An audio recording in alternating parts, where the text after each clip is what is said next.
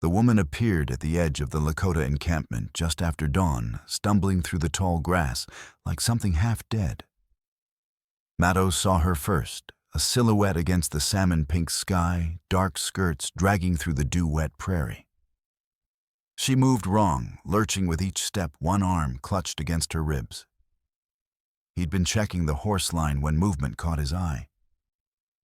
Instinct brought his hand to the knife at his belt before his mind caught up with his eyes. White woman, alone. No horse, no wagon, no company. That meant trouble, and in the summer of 1874, trouble usually wore a badge or carried a deed. Maddow whistled low, 2 notes sparrow-quick, and his cousin Ayasha materialized from the lodges behind him. The boy was barely 15, all sharp eyes and sharper instincts, already holding his bow with an arrow loosely nocked. White woman, Ayasha said in Lakota, which meant trouble in any language. I see her. Maddow studied the woman's approach. She'd spotted them now, was angling directly toward the camp. That took either courage or desperation. He suspected the latter. Her dress was torn at the shoulder, dark stains mud or blood splattered across the pale fabric. Her hair, what he could see of it beneath a ruined bonnet, was the color of wheat at harvest. She made it another 20 yards before her legs gave out. Maddow ran. He reached her as she pitched forward into the grass, catching her before her face hit the ground. She was lighter than he expected, all bones and breathlessness beneath the layers of torn cotton and crinoline. Up close, he could see the damaged split lip bruise darkening her left cheekbone, fingers scraped raw. She'd been running hard and long. Her eyes fluttered open gray like storm clouds over the bighorns and focused on his face with surprising clarity. Please, she whispered in English. Then, as if it cost her everything, they're coming. Eliza March had stolen 3 things from Josiah Kingsley: his ledger, his reputation, and his certainty that women were easy to manage. The ledger was tucked inside her corset, leather-bound and damning, pressed against her ribs hard enough to leave marks. She'd grabbed it from his office desk while he was downstairs entertaining the newest arrivals. 3 young women shipped from Chicago with promises of respectable work and marriage. The same promises that had brought Eliza to Medicine Bow 6 weeks ago, before she'd realized the only thing being mined in this territory was human desperation. The reputation well that she'd stolen simply by running. Kingsley's operation depended on silence and compliance. Every girl who vanished into the mining camps or upstairs rooms represented profit. Every girl who escaped represented possibility, and possibility was poison to men like Kingsley. The certainty she'd taken last night when she'd driven her knee into his groin and his letter opener into his shoulder, leaving him howling on the floor of his study while she ran for the window with a ledger clutched in her bleeding hands. Now, as rough but surprisingly gentle hands lifted her from the ground, she let her eyes close again. She'd made it to the Lakota camp. Whether that meant safety or simply a different kind of danger, she'd find out soon enough. The man carrying her smelled like smoke and leather and something clean sage maybe, or sweet grass.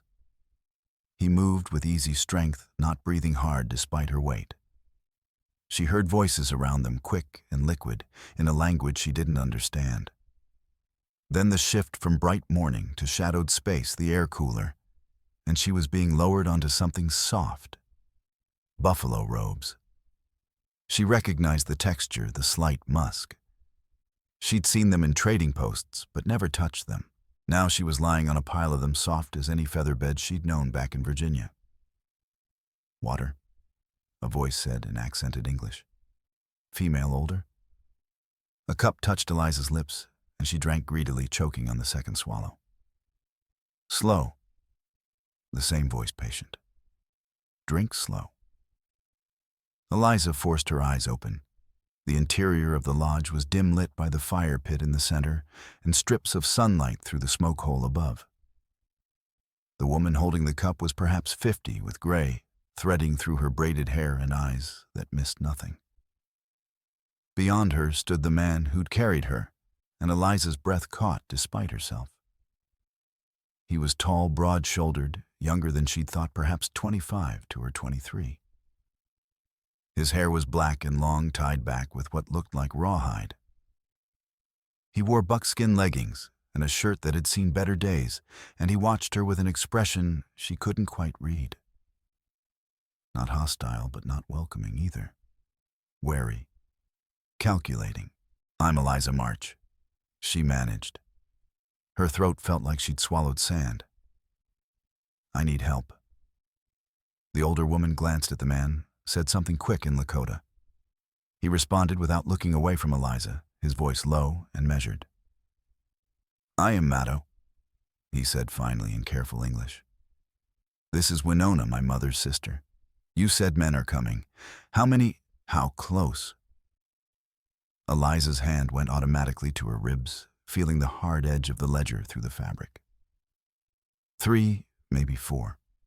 They were half a day behind me last night, but She broke off, coughing. I had to rest. I couldn't keep running. "Why do they chase you?" Maddo crouched beside the robes, bringing himself to her eye level. This close she could see his eyes were brown, almost black, and utterly focused. What did you take? Smart, she thought. He'd gone straight to the heart of it. "Evidence," she said. "Names, dates, money changing hands. Josiah Kingsley has been bribing territorial officials and running girls through Medicine Bow for 3 years. The ledger proves it." "And you have this ledger?" "Yes." She met his gaze steadily, despite the fear coiling in her chest. "He'll kill me to get it back." Maddo studied her for a long moment, then stood. He spoke to Winona more words in Lakota, his tone neutral. The older woman replied, glancing at Eliza with something that might have been pity. Then Maddo turned back to Eliza. "They cannot attack our camp in daylight," he said. "Too many witnesses too close to Medicine Bow. But at night, or if they catch you alone on the trail?" He shrugged, the gesture eloquent. "I know." Eliza forced herself to sit up, ignoring the way her vision swam. "I need to get to a telegraph station. If I can send the ledger contents to the territorial marshal in Cheyenne." "The nearest telegraph is Crow's Landing." Maddo interrupted. 3 days' ride north." 3 days. Eliza swallowed hard. She'd barely managed 1 day on foot, stealing a horse that went lame after 6 miles running until her lungs burned and her legs gave out. 3 days with Kingsley's men hunting her. "I'll pay you," she said, reaching for the only currency she had left. "When this is over, when Kingsley's arrested, there'll be a reward." "No." Maddo's voice was flat. "We do not want money that comes from white men's courts." Eliza felt something close to despair. "Then why are you helping me at all?" For the first time, something like amusement flickered across Maddo's face. "I did not say I would help you. I said they cannot attack in daylight." He glanced toward the lodge entrance, where morning sun painted a bright triangle on the ground. "When the sun sets, that changes. So you should rest now, Eliza March. And then we will talk about what happens next." Kingsley's men arrived 2 hours before sunset. Ayasha spotted them from his position on the bluff, overlooking the camp. 3 riders coming in from the southeast, moving with the kind of casual arrogance that said they expected no resistance. He counted heartbeats, watching their approach, and then slid backward from the ridge and ran for the camp. Maddo was checking the bay gelding's hooves when Ayasha found him breathless. 3 riders, white men armed. The one in front wears a deputy's star. Maddo straightened slowly, his jaw tightening. "Glass-eyed Joe," he said. And it wasn't a question. Glass-eyed Joe was Kingsley's favorite blunt instrument, a former lawman who traded his badge for better pay and fewer scruples. He'd been run out of Laramie for killing a Cheyenne woman over a card dispute, and Kingsley had snapped him up like a snake swallowing a rat. The glass eye was a souvenir from that card game, and Joe liked to tap it when he was thinking about violence. "The woman," Ayasha said. "They want her." "Yes." Maddo handed the hoof pick to his cousin and walked toward the council lodge. Inside, the elders would be gathering Tall Bear, Long Knife, Winona, and half a dozen others. They'd all heard the story by now, had seen the bruises on the white woman's face. Now they'd have to decide if one woman's trouble was worth risking the whole camp. Maddo knew what he'd argue for. The question was whether anyone would listen. Inside the council lodge, Eliza sat near the back, trying to make herself small.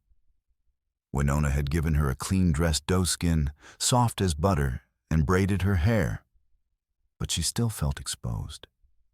19 pairs of eyes had turned her way when she entered, and most of them held variations of the same expression. "Why should we risk ourselves for you?" She couldn't blame them. In their position, she'd think the same. Tall Bear spoke first, his voice deep and measured. Maddo translated standing near the fire. "He says the white men will not leave without speaking to us. If we hide you, it becomes an insult. If we give you up..." He shrugged. "That answers itself." "What if I leave on my own?" Eliza asked. "Before they arrive?" "They are already watching the camp. You would not make it 50 yards. Tall Bear spoke again longer this time. Maddo's expression didn't change, but something flickered in his eyes, calculation maybe, or opportunity. "He says there is a third option." Maddo translated slowly. "In our tradition, a woman cannot be taken from her husband without his consent. If you were married..." He paused. "To someone here, the white men would have no legal claim." Eliza's breath caught. "Married. In our way. It is a simple ceremony witnessed by the council. Your property becomes your husband's property. Your safety becomes his responsibility. And my ledger." She kept her voice steady, though her heart was hammering. "Would that become his property too?" "Yes." Eliza looked around the circle of faces, some curious, some skeptical, some simply waiting. She thought about the ledger pressed against her ribs and the names written in Kingsley's cramped handwriting. Thomas DeWitt, Territorial Judge. Samuel Chase, Land Office Clerk. Martin Reed, Surveyor. And beneath the names, the notations, $500 Water Rights Gold Creek. $1,200 Blind Eye to Mercury Dumping. $800 mining claims transferred. If she gave up the ledger now, Kingsley would destroy it. Every girl he'd trafficked, every family he'd ruined, every stream he'd poisoned, all of it would vanish like morning frost. "If I'm married," she said carefully, "could my husband be trusted to deliver the ledger to Crow's Landing, to send the evidence to Cheyenne?" Maddo translated her question. Tall Bear responded, one eyebrow raised, and several of the elders chuckled. "He says," Maddo said, and now there was definitely amusement in his voice, "that would depend on the husband." Eliza looked at him directly. "Would you do it? Marry me, get me to the telegraph station, make sure Kingsley faces justice." The council lodge went quiet. Maddo held her gaze for a long moment, his face unreadable. Then he spoke to Tall Bear, short sentences in Lakota, his tone formal. Tall Bear responded, equally formal, and around the circle heads began to nod. "I will do it," Maddo said finally, turning back to Eliza. "But understand, this is not a white marriage. In our way, we become responsible for each other. Your enemies become mine. Your debts become mine. And if you betray my trust..." He didn't finish the sentence. "I won't," Eliza said and meant it. "Then we will do this now, before the white men arrive." The ceremony was simpler than any wedding Eliza had imagined. Winona brought a blanket red wool traded from Hudson's Bay, worn soft with age. Maddo took one edge, Eliza took the other. Tall Bear spoke his words rolling like river water, and Winona translated quietly. He says the blanket is like marriage. 2 edges, 1 cloth. 2 people, 1 protection. You wrap it around your shoulders, and what is his becomes yours. What is yours becomes his. Maddo drew the blanket around both their shoulders, pulling Eliza close. She could feel the heat of him smell smoke and sage. His hands were steady, calloused, gentle. He said something in Lakota, eyes on hers. I accept responsibility for this woman, Winona translated. Her safety is mine. Her burdens are mine. While she is under my blanket, no harm will touch her that does not first pass through me. Eliza swallowed hard. What do I say? You accept his protection, Winona said, and offer your trust in return. I accept, Eliza said, her voice barely above a whisper. I trust you. Tall Bear spoke again, a single sentence, and the elders murmured approval. Then Maddo released the blanket, stepping back, and it was done. Married, by Lakota custom in a council lodge in the Wyoming Territory, to a man whose language she barely spoke and whose face she'd first seen 6 hours ago. Eliza touched her ribs, feeling the ledger's hard edge. Whatever it takes, she thought. Whatever it takes to stop him. Outside, horses' hooves drummed against the earth. Glass-Eyed Joe had arrived. Glass-Eyed Joe sat his horse like a man who expected the world to accommodate him. His good eye was blue watery, the kind that never held a gaze long. The glass eye, dull brown, slightly off-center, stared at nothing. He'd positioned himself at the camp's edge, flanked by 2 men Maddo didn't recognize. Both looked like the kind who'd work cheap and die cheaper. I'm looking for a woman, Joe called out in English, loudly enough for half the camp to hear. White woman, blonde, wearing a torn dress, goes by Eliza March. He paused, his good eye scanning the lodges. Mr. Kingsley's awful worried about her. She's confused, you understand. Ran off without her medicine. Needs to come back where she can be cared for properly. Maddo stepped forward from the council lodge, Ayasha half a step behind him. No woman like that here, he said in English. Joe's good eye fixed on him, and his hand moved to rest on his pistol grip. Now that's funny, because we tracked her straight to this camp. Found her prints in the creek mud not 2 miles south. He smiled, showing yellow teeth. So either you're lying to me or she's damn good at disappearing. I said no woman like that is here. Maddo kept his voice level, his hands loose at his sides. No confused white woman, no sick woman needing medicine. Joe's smile faded. You're playing word games, boy? I am telling you truth. Maddo let his English slip slightly, the way white men expected it made them underestimate. There is woman here who came this morning, but she is not Mr. Kingsley's property. She is married now. Lakota marriage. She is my wife. The silence that followed was sharp as a knife blade. Joe's good eye narrowed. Your wife? Yes. As of when exactly? As of 1 hour ago. Witnessed by council, sealed by tradition. Maddo gestured to the lodge behind him, where Tall Bear and the elders had emerged to stand in silent support. In our way, a woman's property becomes her husband's property. Her safety becomes his responsibility. If you have business with her, you have business with me. Joe was quiet for a moment, his good eye calculating. Then he leaned forward in his saddle, his voice dropping to something uglier. Let me tell you what I think happened, boy. I think a thieving whore ran up here with something that doesn't belong to her, and you people are stupid enough to believe her sob story. He tapped his glass eye, once the nail clicking against the prosthetic. I think maybe you don't understand how serious Mr. Kingsley is about getting his property back. All of it. I understand, Maddow said quietly, that you are on Lakota land making threats. I understand you have 3 men and we have 50. I understand you are not brave enough to attack in daylight with witnesses. He paused. So I understand you will leave now and report to Mr. Kingsley that his property is gone. Married. Protected.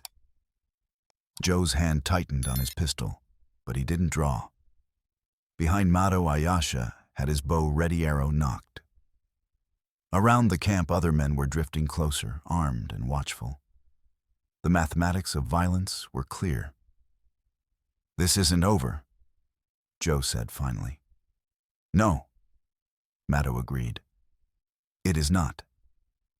Joe wheeled his horse, jerking the reins hard enough to make the animal toss its head. His 2 companions followed, and they rode out the way they'd come southeast, back toward Medicine Bow. Maddow watched until they were out of sight. Then he turned to find Eliza standing at the lodge entrance, wearing Winona's doe-skin dress, her hair still braided. Her face was pale but composed. He'll come back, she said. Yes, with more men after dark. Maddow looked at the sun already sinking toward the western mountains. 4 hours of daylight left, maybe 5. We leave in 1 hour. Pack light, ride fast. If we can reach Crow's Landing before they catch us. 3 days, Eliza said. 3 days. Maddow met her eyes. Can you ride that long? Eliza thought of the ledger against her ribs as the names written in Kingsley's hand. Thought of the girl in Medicine Bow, Sarah, barely 16, who'd been shipped to a mining camp after refusing a client. Thought of the mercury Kingsley was dumping into Gold Creek, poisoning the water for miles downstream. I'll ride as long as it takes, she said. They left as the sun touched the bighorns, riding north toward the Powder River Basin. 3 horses, Maddow on his bay gelding, steady and sure-footed. Eliza on a painted mare Winona had provided, smaller but enduring. Ayasha on a roan that was all nervous energy and speed. They carried minimal gear, bedrolls, a few days' worth of dried meat, and pemmican waterskins weapons. Maddow's Henry rifle in its scabbard, his bow across his back. Ayasha's bow and quiver. Eliza had a pistol now, an old Colt Navy that Winona had pressed into her hands with whispered instructions. Aim for the body, not the head. 2 hands. Squeeze, don't pull. They rode in silence for the first hour, letting the horses find their rhythm. The land here was high prairie, rolling and endless, cut by creek beds lined with cottonwoods. The sun had set, leaving the sky painted in purples and deep blue stars beginning to emerge like pinholes in dark cloth. Eliza's thighs burned after 20 minutes, her back after 40.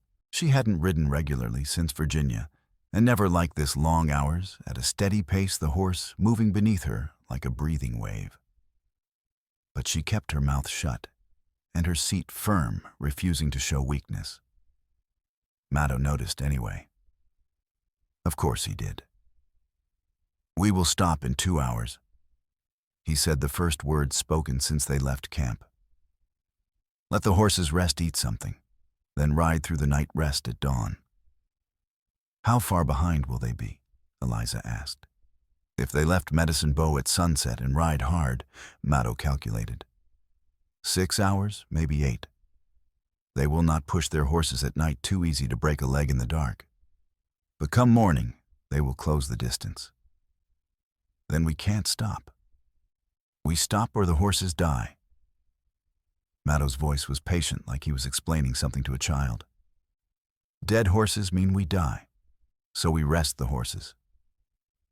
Eliza subsided, chastened. She knew nothing about this land, this way of traveling. She'd have to trust his judgment. Trust. She turned the word over in her mind as the mare's hoofbeats drummed a steady rhythm beneath her. She'd married this man, this stranger, based on nothing but desperation and a council's approval. Now her life was in his hands. The ledger, too, which meant every girl Kingsley had trafficked, every family waiting for justice. A coyote yipped in the distance, answered by another. The sound made Eliza's shoulders tense, but Ayesha laughed light and easy, the first true sound of youth she'd heard from him. "Good hunting tonight," he said in careful English, grinning at her. "Coyote find many rabbits." "You speak English?" Eliza said, surprised. Ayesha shrugged. "Some. Missionaries come 2 years ago. Teach words, teach writing. I learned fast." He tapped his head. "Good ears, good memory." "The missionaries?" Matos said, his tone carefully neutral. "Wanted to teach us shame. Ayesha learned English instead." Ayesha's grin widened. "Same words, different lessons." They rode on the land, darkening around them. Eliza found herself relaxing despite everything: the horse's steady movement, the cool night air, the vast bowl of stars overhead. It was beautiful out here, she realized. Frightening, yes, but beautiful. The kind of beauty that made you understand how small you were, how brief, how the land would be here long after you were dust. "Why did you agree?" she asked suddenly. "To help me." Mato was quiet for long enough that she thought he wouldn't answer. Then, "Kingsley buys land near our hunting grounds. Pays white men to say the land is empty, no one uses it. His mining operations poison the water.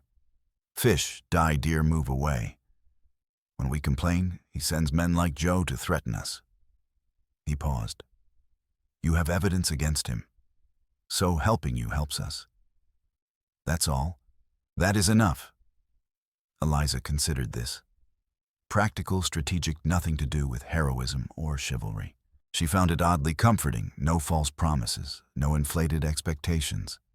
Just clear mutual benefit. "What about you?" Mato asked, surprising her. "Why steal from a man like Kingsley? You must know he would hunt you." "I stole from him," Eliza said, "because I saw what he was, what he did." She thought of Sarah, of the other girls, of the careful accounting in the ledger, human lives reduced to dollars and margins. Someone had to stop him. "So you chose to be that someone?" "I didn't see anyone else volunteering." Mato laughed, short and sharp. "You are either very brave or very stupid." "Probably both," Eliza admitted. They stopped at midnight in a creek bed sheltered by cottonwoods, the horses blowing hard. Mato moved with efficiency, loosening girths, checking hooves, letting the animals drink. Ayesha gathered deadfall for a small fire, barely more than coals hidden in a depression so the light wouldn't travel. Eliza tried to help and mostly got in the way. Finally, Winona's training kicked in. She spread the bedrolls, portioned out. The pemmican filled the water skins from the creek. Small tasks, but useful. Mato acknowledged them with a nod.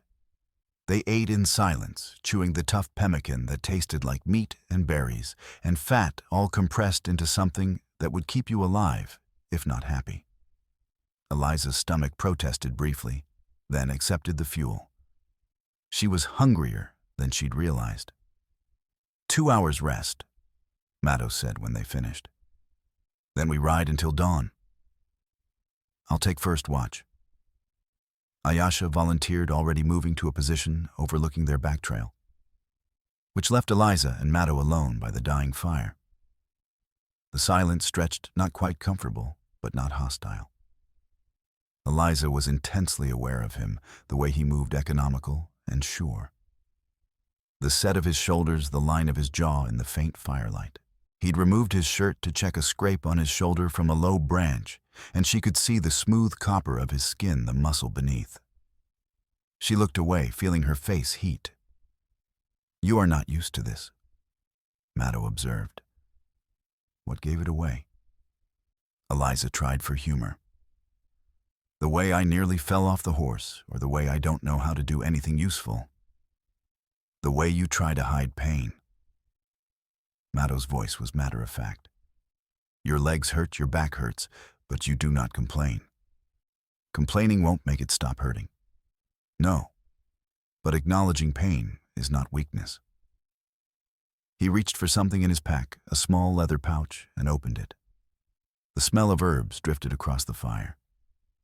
For sore muscles, mix with water, rub into skin. Eliza took the pouch, surprised. Thank you. We need you able to ride. This is practical, not kindness. But his eyes, when they met hers across the fire, held something warmer than mere practicality. They rode through the night and into the pale wash of dawn, stopping only when the horses began to stumble. By then, they'd covered nearly 40 miles, cutting north and west through rough country coulees and broken ridges, stands of pine that offered cover but slowed their pace. Eliza was half asleep in the saddle when Matto finally called a halt, choosing a spot where 3 boulder formations created a natural shelter. She slid off the mare, more than dismounted, her legs buckling when they hit the ground. Matto caught her elbow, steadied her. "Rest," he said. "I will watch first." Eliza wanted to argue to prove she could keep up, but exhaustion won. She collapsed onto her bedroll and was asleep in seconds. She woke to the smell of rabbit cooking and the sound of Ayasha's quiet laughter. The sun was high midday, or close to it. She'd slept for hours. "You should have woken me," she said, sitting up too quickly. Her head swam. "You needed rest." Matto was turning the spit, watching the meat brown. "We all did. The horses are grazed, watered. We will eat, then ride until dark." Eliza accepted a piece of rabbit, burning her fingers. It was tough and gamey, and the best thing she'd ever tasted. She ate 3 pieces before her stomach settled, and then drank deeply from the water skin Ayasha offered. "How far to Crow's Landing?" she asked. "If we ride hard, we could reach it late tomorrow." Matto paused. "But Kingsley's men will be closer now. They pushed through the night too. Ayasha saw their dust an hour before dawn, maybe 10 miles back." 10 miles. Not enough. "Can we go faster? Not without killing the horses, or you." Matto's voice was blunt. "You are city soft, Eliza March. Your body is not used to this. Push too hard and you will not make it." "Don't coddle me," Eliza snapped. "I'll make it." "Coddle?" Matto's eyebrow rose. "That word I do not know." "It means treating someone like they're fragile. Weak. Acknowledging limitation is not weakness. It is intelligence." Matto held her gaze. "You want to survive, then listen when I tell you what your body can handle." Eliza bit back her retort. He was right, and she knew it. Pride wouldn't get her to Crow's Landing. Intelligence would. "Fine," she said. "What do you suggest?" "We ride steady, not fast. Save the horse's strength for when we need it. Tonight we make a cold camp, no fire, nothing to give away our position. Tomorrow we push hard for the last stretch." He glanced at Ayasha. "And we set a false trail." Ayasha grinned. "I can do that." Over the next hour, Matto explained the plan. They'd split up briefly. Ayasha would take the most obvious path north, laying a clear trail through soft ground, while Matto and Eliza cut west through rockier terrain that would hide their tracks. In 3 hours, Ayasha would double back and catch up, having led Kingsley's men off course.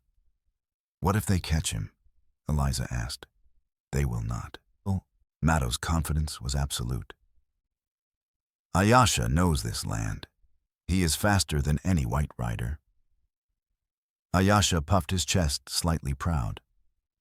"I am wastely a copy good tracker, also good at not being tracked."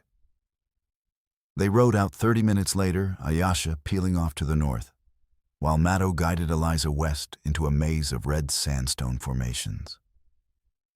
Here the land was different, raw and exposed, shaped by wind and water into fantastic pillars and arches. Beautiful and alien. The old people say this place is sacred, Mato said as they picked their way through a narrow canyon, where earth spirits carve their stories in stone. Do you believe that? Eliza asked. Mato shrugged. I believe the land has power, whether spirits carved it or wind and time. He gestured around them. Does it matter? The result is the same. Something greater than us made this. Eliza found herself looking at the stone walls with new eyes. Back east, the landscape had been tamed farms and towns' roads and fences. Out here, the land was still wild, still writing its own story. It made her feel small and insignificant, and somehow free all at once. They rode in silence for a while, the horses' hooves clicking on stone. Then Mato spoke again. This ledger, what exactly does it say? Eliza touched her ribs, feeling the familiar hard edge. Names mostly. Officials Kingsley has bribed. Amounts paid. What he bought with each payment. She paused. And plans. What kind of plans?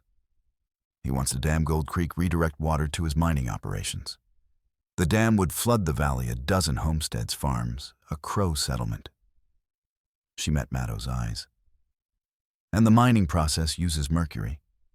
Kingsley's been dumping waste into the creek for months. The ledger details it how much mercury where it's going. People downstream are already getting sick. Mato's jaw tightened. Gold Creek feeds into Powder River. Powder River feeds into Yellowstone. That poison will travel for 100 miles. Yes. And the white authorities know this. Some of them are being paid to look away. That's what the bribes are for. Eliza's voice hardened. But if I can get the ledger to the territorial marshal in Cheyenne, if I can make it public. Kingsley can't bribe everyone. Some officials are honest. Some newspapers will print the truth. You have a lot of faith in white justice. I have faith in shame, Eliza corrected. Once people know what Kingsley's doing, once it's written down in newspapers for everyone to see, he's done. Not because justice works, but because scandal ruins men like him faster than law ever could. Mato considered this, then nodded slowly. You understand politics. I understand survival. Politics is just survival with better vocabulary. That startled a laugh from him, real and surprised. You are not what I expected, Eliza March. What did you expect? Fragile white woman needing to be saved. He glanced at her. Instead, I get someone who knows how to survive, even if she does not know how to ride. I'm learning, Eliza said dryly. Yes, you are. The sun was westering when they heard hoofbeats behind them, fast and light, a single rider. Mato's hand went to his rifle, but Ayasha's whistle cut through the air, sparrow quick 2 notes, and they both relaxed. Ayasha appeared moments later, grinning like he'd won a race. They followed the trail, he reported in Lakota, which Mato translated. All 6 of them. Rode hard north for 2 hours before the tracker realized the signs were wrong. By then, we had good separation. 6. Eliza's stomach dropped. I thought there were only 3. Kingsley sent reinforcements. Mato's voice was grim. That means he is serious. Very serious. They rode on into the evening, pushing the horses as hard as they dared. The land opened up into high prairie again, and they could see for miles, which meant anyone tracking them could see them too. Mato kept them moving until full dark, and then called a halt in a depression between low hills. Cold camp, he reminded them. No fire, no light. We sleep in shifts 2 hours each. Eliza took the middle watch, sitting with the old colt across her lap, while Mato and Ayasha slept. The night was huge around her stars, so thick they looked like spilled milk, and the wind a constant whisper through the grass. She'd never experienced silence like this. In Medicine Bow, there'd always been noise piano music from saloons wagons in the street, men's voices raised in argument or laughter. Even in Virginia, the farm had been alive, with sound chickens, cattle, her mother singing while she cooked. This silence was different. Not empty, but full, the kind of quiet that made you hear your own heartbeat, your own breathing. Made you aware of how alone you were, how far from anything resembling civilization. She thought about the ledger against her ribs. Thought about what would happen if they didn't make it to Crow's Landing, if Kingsley's men caught them out here in the dark. She'd die probably. Maddo and Ayesha too for helping her. Was it worth it, she wondered? Is stopping one bad man worth 3 lives? But she thought of Sarah, thought of the poisoned creek, the flooded valley, the bribes that let men like Kingsley treat people like property. And she knew the answer. Yes, it's worth it. She just hoped she lived long enough to see it through. They reached Crow's Landing late the next afternoon, exhausted and dust-covered. The town was smaller than Medicine Bow, maybe 30 buildings clustered around a crossroads, with the telegraph office squatting beside the general store like an afterthought.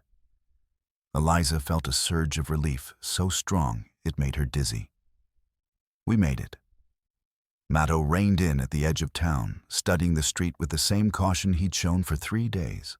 A few people moved between buildings, a woman carrying a basket, 2 men loading a wagon, a dog sleeping in the shade. Normal? Peaceful. I do not like this, Maddo said quietly. What's wrong?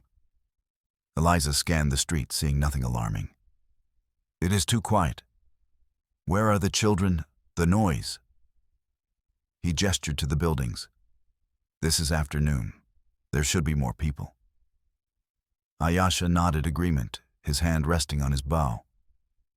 But Eliza couldn't see the threat Maddo sensed. She saw a tired frontier town in the summer heat, people taking shelter from the sun. Normal.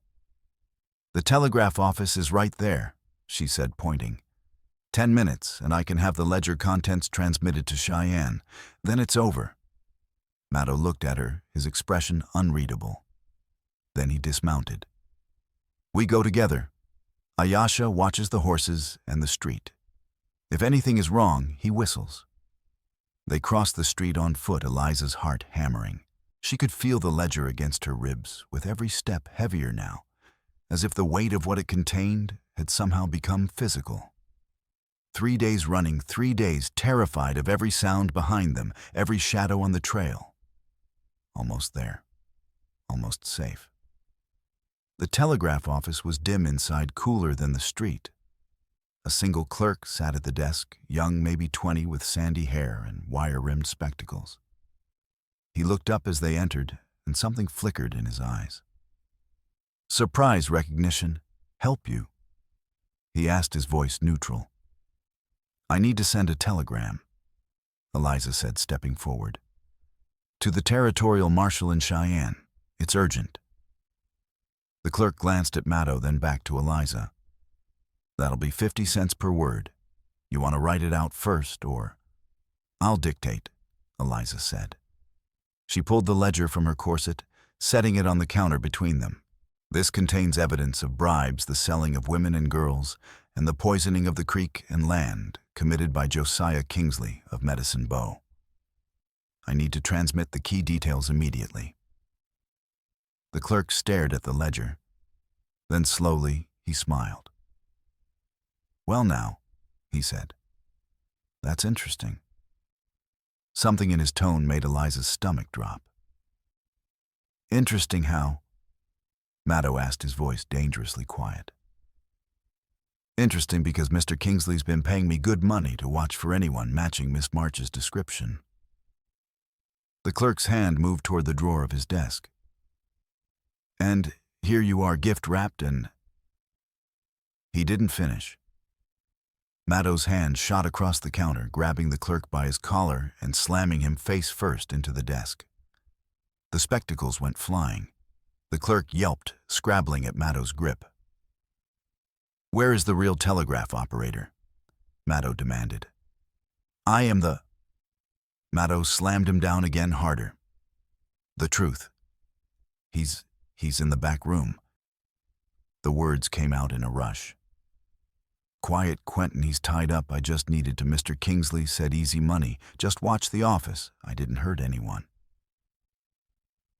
Eliza was already moving around the counter and through the door to the back room. And there, slumped in a chair with his hands bound and a gag in his mouth, was an older man, 60 or more, with white hair and terror in his eyes. No, not terror. Warning. Eliza spun, reaching for the Colt at her belt, but she was too slow. The clerk had managed to grab something from his drawer, a pistol, small but deadly, and was bringing it up even as Maddo yanked him backward. The shot was deafening in the small space. For one horrible second, Eliza thought Maddo had been hit. Then she saw the clerk, crumpling blood spreading across his shirt, and Maddo standing over him with his own pistol drawn, smoke curling from the barrel. "Outside," Maddo said urgently. "That shot will bring—" Ayasha's whistle cut through the air. One long note descending. Danger. They ran. Outside, the street had transformed. 6 riders were coming in from the west, glass-eyed Joe in front, flanked by men Eliza recognized from Kingsley's operation. Deadshot, they called him the best gunman in 3 territories. And behind them, another 4 riders from the east. 10 men, surrounding the telegraph office. "Horses," Maddo said, already moving. But the riders had cut them off, herding the animals away from the hitching post. They were trapped. Glass-eyed Joe reined in 20 feet away, his good eye gleaming with satisfaction. "Well, well," he said. "End of the line, Miss March." Then from behind the general store, a small figure darted out. A child, couldn't be more than 10, running straight toward them. Maddo caught him, and the boy gasped out words in Lakota, frantic and quick. Maddo's expression went flat. "He says there is a back way, through the store out to the stable. His father has horses ready." "His father?" Eliza asked. "Wolfchild, Crow Scout. He says Kingsley's man Maddo gestured to the telegraph office. Killed the real operator 2 days ago. This was a trap from the beginning." Eliza's blood ran cold. 2 days ago, they'd been riding into an ambush the entire time. "Move," Maddo said. "Now." They ran for the general store, the boy leading. Behind them, glass-eyed Joe shouted orders, and gunfire cracked against the afternoon air. A bullet splintered the doorframe as Eliza dove through Maddo and Ayasha on her heels. Inside, a Crowman Wolfchild, presumably, was already moving, ushering them through the store toward the back exit. "Horses in the stable," he said in accented English. "Go fast, go north. There is canyon 3 miles ahead, many places to hide." "Why are you helping us?" Eliza asked as they ran. "Kingsley poisoned my brother's family with his mercury waste. 2 children dead, my brother's wife sick." Wolfchild's face was hard as stone. "I help you because you hurt Kingsley. That is enough." They burst into the stable where 3 horses waited, saddled ready. Maddo boosted Eliza onto one, Ayasha onto another, swung onto the third. Then they were riding hard and fast out the back way as gunfire erupted behind them. Eliza looked back, once saw Glass-Eyed Joe and his men giving chase, saw Wolfchild standing in the stable door with a rifle laying down, covering fire. Then they were around a corner and gone riding north into the broken country, where 10 men with guns hunted 3 people with nothing but desperation and a leather-bound ledger full of secrets. The telegraph office was gone. The trap had sprung, and they were running again. The canyon Wolfchild had mentioned was a slash of red rock cutting through the prairie, narrow and deep. Maddo led them into it at a reckless pace, the horses sliding on loose scree hooves, striking sparks from stone. Behind them, the sound of pursuit was a constant thunder, hoofbeats and shouts, the occasional crack of a rifle shot that ricocheted off rock with a sound like broken bells. How far does this canyon go? Eliza shouted over the noise. I do not know, Maddo called back. But it is better than open ground. The canyon twisted, branched, twisted again. Maddo chose paths seemingly at random, keeping them moving, never staying in one place long enough for their pursuers to get a clean shot. Beside him, Ayasha rode with his bow across his laphead, swiveling to track every sound. They'd been riding for 30 minutes when the canyon opened into a box-high walls on 3 sides, no way forward. Trapped again. Up, Maddo said, already dismounting. He pointed to a narrow chimney in the rock face, barely wide enough for a person. We climb. Leave the horses, they will find their way out. Climb. Eliza stared at the vertical rock. I can't. You can. I will help you. Maddo was already stripping the horses of saddles and gear, taking only weapons and the water skins. Ayasha, you first. Show her the handholds. Ayasha went up the chimney like a spider, fast and sure. He called down instructions in English, patient. Left hand there, see the crack, right foot on that ledge, good, now push up. Eliza climbed. Her arms shook, her fingers scraped raw on the stone, but she climbed. Below her, Maddo followed, one hand steadying her, when she slipped, his voice low and encouraging. They reached the top just as Glass-Eyed Joe and his men rode into the box below. Spread out, Joe shouted. Find where they went. Eliza lay flat on the canyon rim, breathing hard, trying not to look down. 60 feet of empty air separated them from the men below. One slip, one sound, and they'd be spotted. Maddo's hand found hers in the darkness, squeezed once. Stay quiet. Below, the men searched. One found the abandoned saddles, shouted. Another spotted the chimney, pointed up. Glass-Eyed Joe tilted his head back, staring at the rock face. For one terrible moment, Eliza thought he'd spotted them. Then he shook his head. They didn't go up. Nobody could climb that in the dark, not even Indians. He gestured to his men. Back the way we came. Check the side canyons. They're on foot now, we'll run them down by morning. The men retreated, hoofbeats fading. But Maddo didn't move, didn't let Eliza move for another 10 minutes. Only when he was certain they were gone did he finally release her hand. We go north, he whispered. On foot through the Badlands. If we can reach the Powder River by dawn, we can follow it back to Crow territory. And then? Eliza asked. Then we regroup. Find another telegraph station, another way to send your evidence. Maddo's voice was grim. But first, we survived the night. They moved through darkness, across broken terrain, every step a potential disaster. Eliza's city boots, never meant for this kind of travel, wore through at the heels. Her feet blistered, bled. She kept walking. Ayasha ranged ahead, scouting, his young eyes better in the dark than either adult's. Twice he led them away from patrols Kingsley's men had spread out across the territory, searching with a thoroughness that spoke of desperation. Kingsley must be terrified, Eliza thought.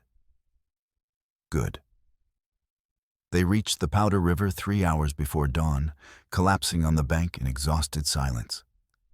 The water was cool and tasted of minerals and freedom. Eliza drank until her stomach ached, then helped Maddo refill the water skins. How far to the next telegraph station? She asked quietly.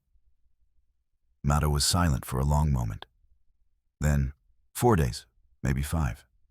And Kingsley will have men watching it too. So what do? We go back. Maddo met her eyes in the pre-dawn gloom. To Medicine Bow. To Kingsley himself. Eliza stared. That's insane. Yes, which is why he will not expect it. Maddo's voice was calm, matter-of-fact. Everyone in this territory is watching for you to run away. No one expects you to run toward. And when we get to Medicine Bow, Kingsley has the sheriff in his pocket. Half the town works for him. Not half. Some. Maddow shifted closer, his shoulder brushing hers. Dr. Hale, he is honest. Ida Flynn, the schoolteacher, she speaks against Kingsley's business. There are others good people who want to see him stopped but are afraid. If we can get the ledger to them, if we can make the evidence public in a way Kingsley cannot silence, we'd need witnesses, Eliza said slowly, her mind racing. Multiple copies of the ledger, and protection at least long enough to get word to Cheyenne. Yes. It was a desperate plan, possibly suicidal. But as Eliza looked at Maddow's face in the growing dawn light, bruised, exhausted, absolutely determined, she found herself nodding. All right. We go back to Medicine Bow. Aubergine, Maddow smiled, brief and fierce. Good. Then we rest for 2 hours and we start walking. They reached the outskirts of Medicine Bow 4 days later, moving only at night, hiding during the day. Eliza had walked holes through her boots and wrapped her feet in strips of cloth torn from her petticoat. Her face was sunburned, her hands blistered, every muscle in her body screaming. But she was alive, and she still had the ledger. Maddow had guided them through country he knew, like the lines of his own Palm Creek beds and hidden valleys, game trails that avoided the main roads. Ayasha had stolen food twice from isolated homesteads, leaving behind small tokens, beadwork, a knife as payment in the Lakota way. They'd survived on stolen bread and wild onions, and the last of the pemmican, and Eliza had never been so hungry or so determined. Now crouched in the scrub brush overlooking Medicine Bow's main street, she could see Kingsley's saloon blazing with light-ear piano music drifting on the evening air. Business as usual, as if he hadn't spent the last week hunting her across half the territory. Dr. Hale's office is 2 streets over, Maddow murmured. Behind the assayer's building, if we go through the alley. Wait. Eliza caught his arm. We need a plan. We can't just walk in and hope for the best. What do you suggest? Eliza thought. She'd spent 3 days walking and thinking, working through scenarios. Now she laid it out. We need 3 things. First, multiple copies of the ledger. If Kingsley gets the original, we need backups. Second, witnesses, people willing to testify about what they've seen.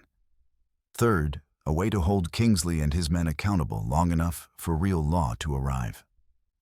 The territorial marshal is 3 days' ride from Cheyenne, Maddow said. If we send word, when we send word, which means we need to survive for 3 days after we make this public. Eliza ticked off points on her fingers. Dr. Hale can make copies, he has access to the newspaper office. Ida Flynn can gather witnesses, she knows every family in town.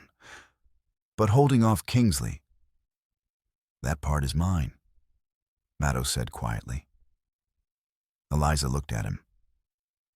In the dim light, his face was hard-focused. This was the warrior she'd glimpsed that first day, when Glass-Eyed Joe came to the Lakota camp. This was the man who'd carried a Henry rifle across 3 territories and knew how to use it. You can't face Kingsley and 10 armed men alone, she said. I will not be alone. Ayasha will help. And there are others, Crow Scouts, who have reason to hate Kingsley Lakota warriors who would ride with me. He met her eyes. You worry about the evidence. I worry about keeping you alive long enough to present it. It should have been romantic, Eliza thought distantly. The brave warrior protecting his woman. But there was nothing romantic about the look in Maddow's eyes. This was tactical calculation, survival mathematics. He was weighing their lives against the odds and deciding the math worked. She hoped he was right. They moved through the alleys like ghosts, Ayasha ahead, Maddow behind Eliza between them. The town was bigger than she remembered, more buildings, more people. Kingsley's money at work, expanding his empire, even as they ran. Dr. Hale's office was dark, but light showed through the curtains of the living quarters above. Maddow knocked soft 3 times, a pause, then twice more. A code, Eliza realized. They'd planned this. The door opened a crack, and a man's face appeared middle-aged, clean-shaven, with the kind of tired eyes that came from seeing too much suffering. Dr. Hale. Maddo. His eyes widened. And good God, is that Eliza March? Everyone thinks you're dead. Not yet, Eliza said. But we need help. They slipped inside, and Dr. Hale barred the door behind them. His office was cramped, but clean, smelling of carbolic and tobacco. He lit a lamp, keeping the wick low, and gestured them to sit. "What happened?" he asked. "There are stories all over town. Kingsley saying you stole from him and ran off with the Indians. Glass-eyed Joe claims you shot at him." "Most of that is lies," Eliza said. "But I did steal from him." She pulled the ledger from her corset, set it on the examining table between them. "This is Josiah Kingsley's private accounting. Bribes, trafficking plans to dam Gold Creek and poison half the territory with mercury waste. Everything he's done, everyone he's paid off, all written down." Dr. Hale stared at the ledger like it was a rattlesnake. "If he knows you have this, he does. That's why we came back." Eliza leaned forward. "We need to make this public. Copies to every newspaper between here and Cheyenne, testimonies from people he's heard, enough evidence that the territorial marshal can't ignore it. Can you help us?" Dr. Hale was quiet for a long moment. Then he reached for the ledger, opened it, began reading. His face went gray.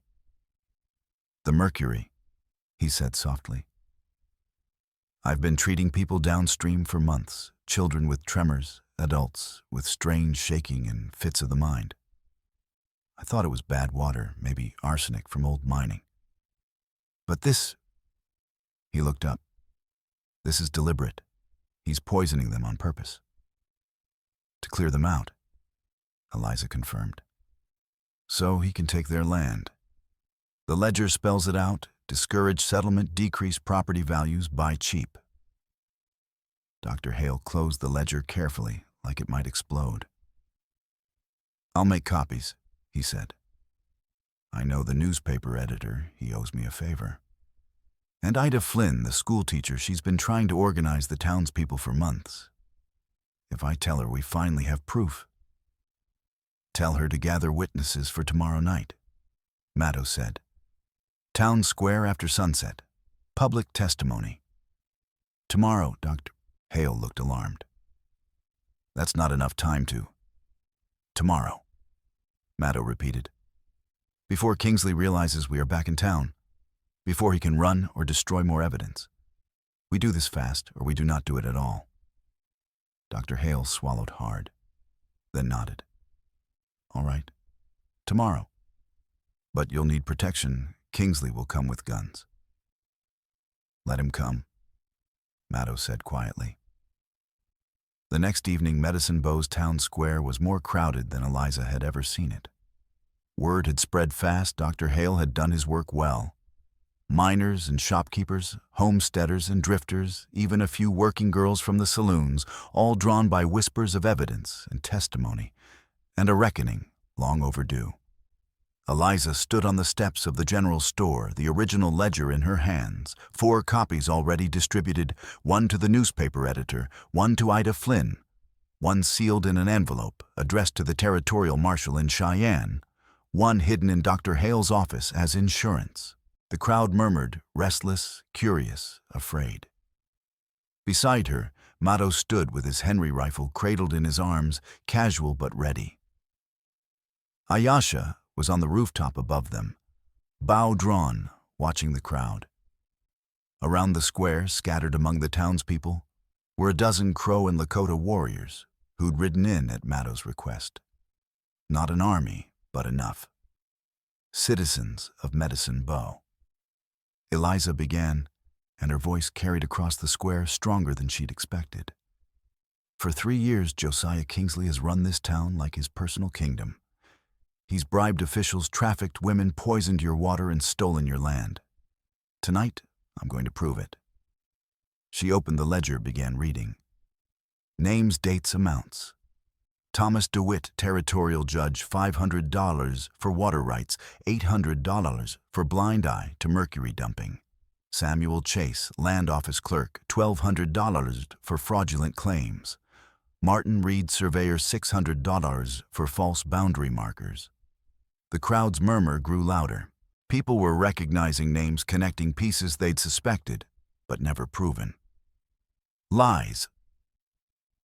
The shout came from across the square. Eliza looked up to see Josiah Kingsley himself pushing through the crowd. Glass-Eye Joe and Deadshot flanking him, 4 more hired guns behind them. All armed, all openly carrying. That woman is a thief and a liar. She stole my property. Your property. Eliza's voice cracked like a whip. You mean the ledger where you documented your own crimes? That property. Kingsley's face went red. I mean the money she stole, the damage she caused, Sheriff. But the sheriff Eliza noticed wasn't moving to help. He stood at the edge of the crowd, hand resting on his gun, but not drawing, waiting to see which way the wind blew. Let's hear what else is in that ledger, Ida Flynn called out. The schoolteacher stood near the front arms, crossed her voice carrying authority. Read the part about the dam, Miss March. Eliza turned pages, found the entry. August 1873. Plans finalized for Gold Creek Dam. Estimated displacement 40 families, 300 acres of farmland, 1 Crow settlement. Projected timeline, complete dam by spring 1875, begin gold extraction summer 1875. She looked up. That's next year. Your farms, your homes, he's planning to flood all of it. That's business, Kingsley shouted. Legal development progress. Using mercury that poisons everyone downstream. Dr. Hale's voice rang out. I've treated a dozen children with mercury poisoning in the last 6 months, Mr. Kingsley. 2 have died. That's not progress, that's murder. The crowd's mood shifted. Eliza could feel it like weather changing. The fear was still there, but anger was rising to match it. People were remembering sick children, lost farms, girls who'd vanished into Kingsley's operation and never emerged. Enough talk. Glass-Eye Joe said, his hand moving to his pistol. Mr. Kingsley, you want I should handle this? No. Kingsley's voice was cold, calculated.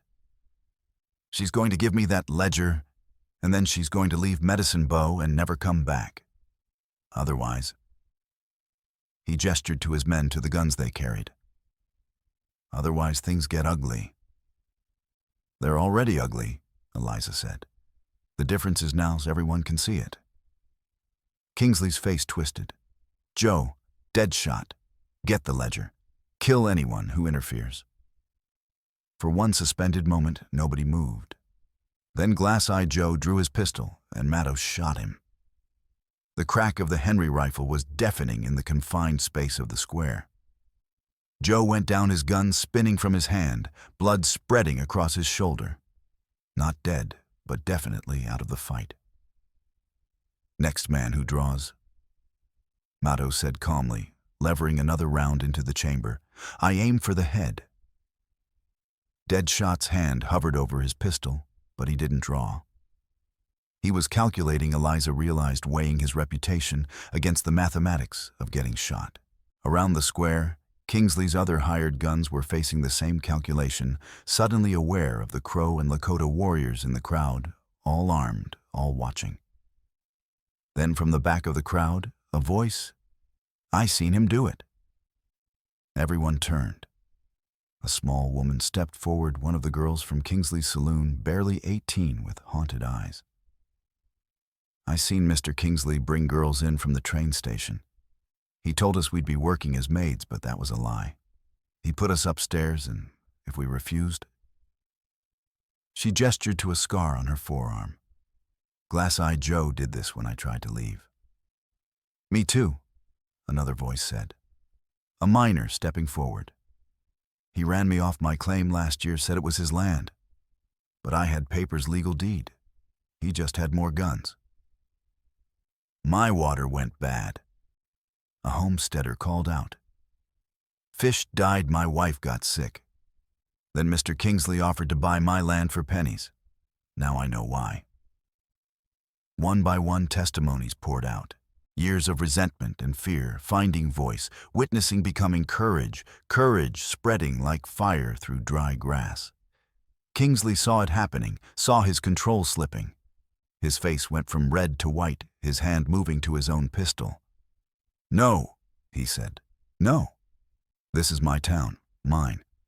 I built it, I own it, and no thieving whore and her Indian. He didn't finish.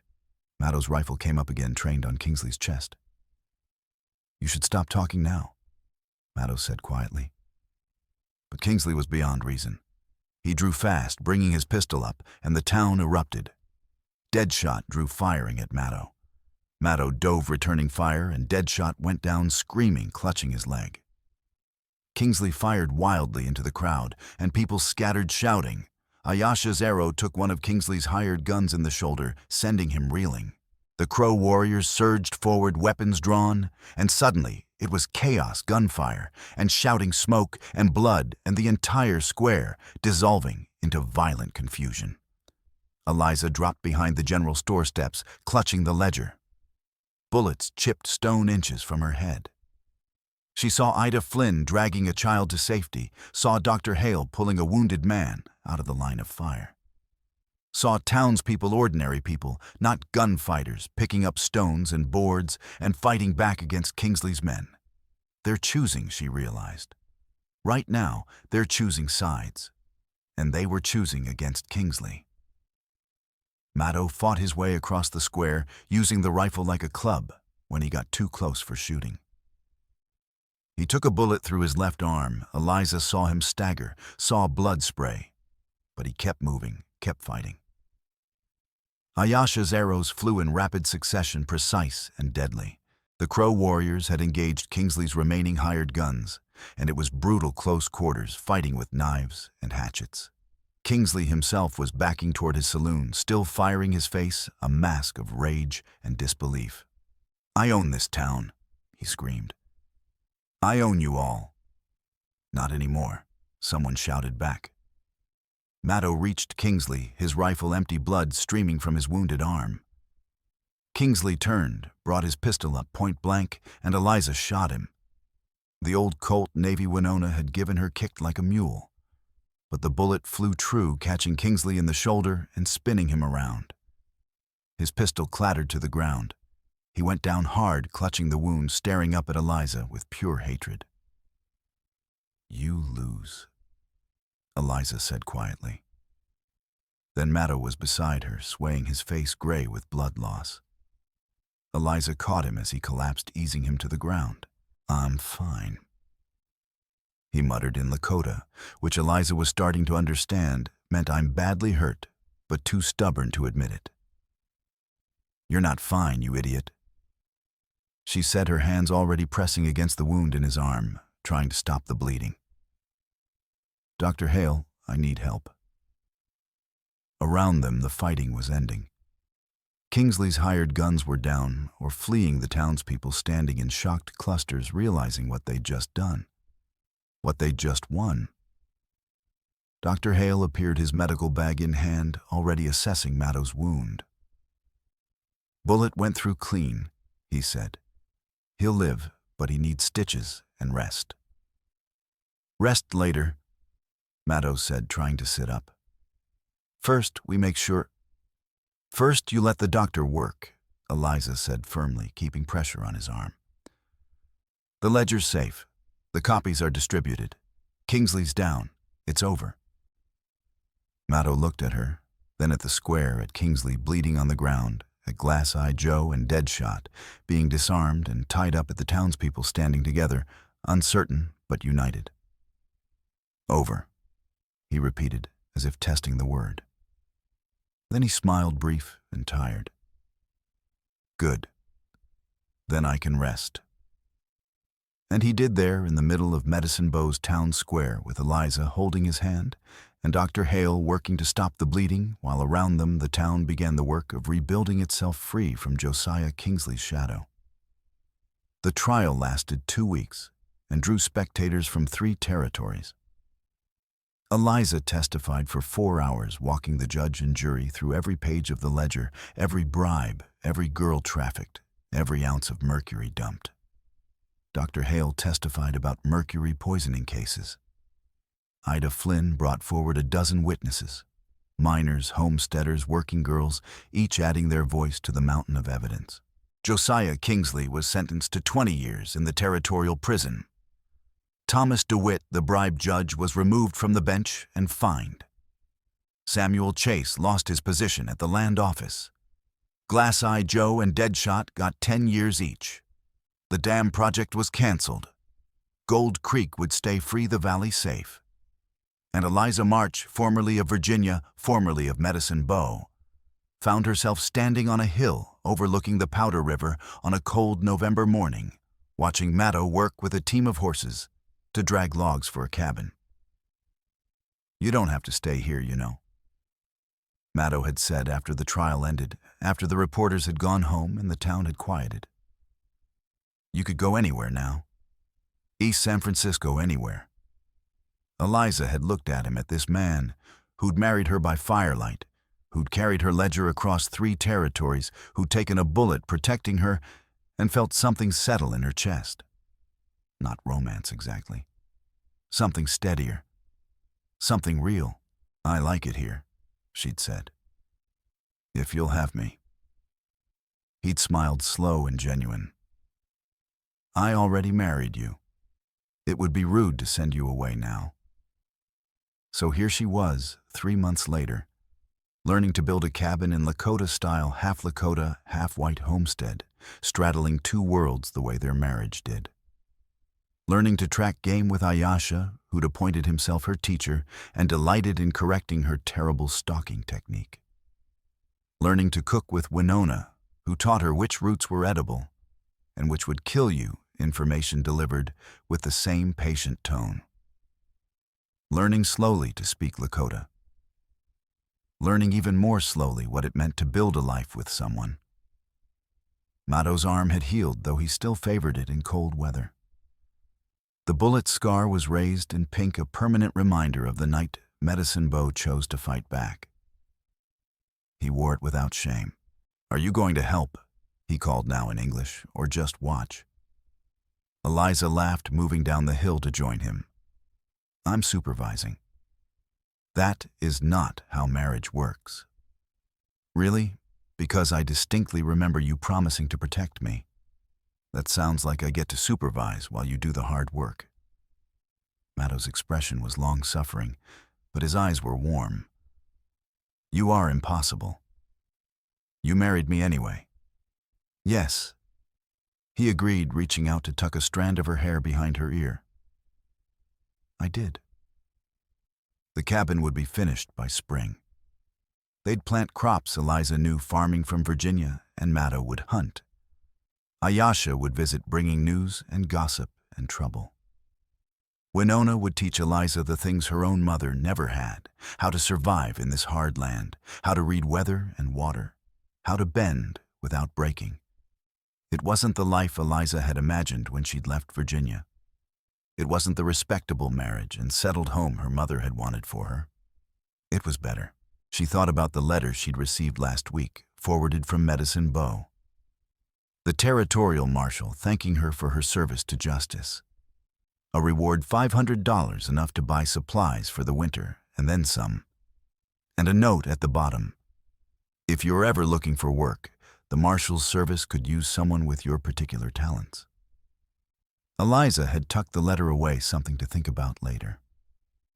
For now there was a cabin to build winter preparations, to make a life to construct from scratch. "Hey," Maddow said, breaking into her thoughts. "Where did you go?" "Nowhere." Eliza smiled, taking the rope he offered her. "I'm right here."